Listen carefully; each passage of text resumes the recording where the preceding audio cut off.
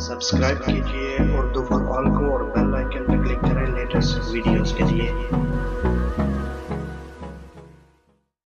अस्सलाम वालेकुम दोस्तों, मेरा नाम साकिब अब्बासी है और आप उर्दू फॉर ऑल देख रहे हैं।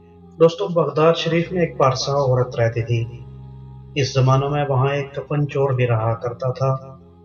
जब वो पारसा औरत इस दुनिया से रुखसत हुई तो चोर ने भी इसका जनाजा पढ़ा ताकि औरत की कब्र देख सके। जब रात हुई तो कफन चोर इस पारसा औरत की कब्र पर गया और कब्र खोद दी।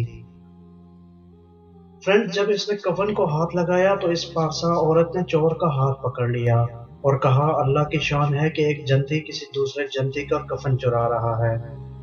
ये बात सुनकर कफन चोर लर्ज गया और कहने लगा, है पारसा बीबी, तेरे जनती होने में तो कोई शक नहीं, लेकिन मैं तो सारी जिंदगी मुर्दों के कफन चुराए हैं, मैं कैसे जनती हो सकता हूँ। इस पर वो औरत बोली, अल्लाह ताला ने मुझे बख्श दिया और जिसने मेरा जनाजा पढ़ा उसे भी बख्श दिया, और तूने भी मेरा जनाजा पढ़ा है। इस पर कफन चोर शर्मिंदा हुआ। इसने तौबा की और अपने ज़माना का कुतुब बन गया। उम्मीद करता हूँ फ्रेंड्स आपको ये मुख्तसर सी कहानी ज़रूर पसंद आई होगी। अगर ये वीडियो पसंद आई है तो इसे ज़रूर लाइक और शेयर कीजिए।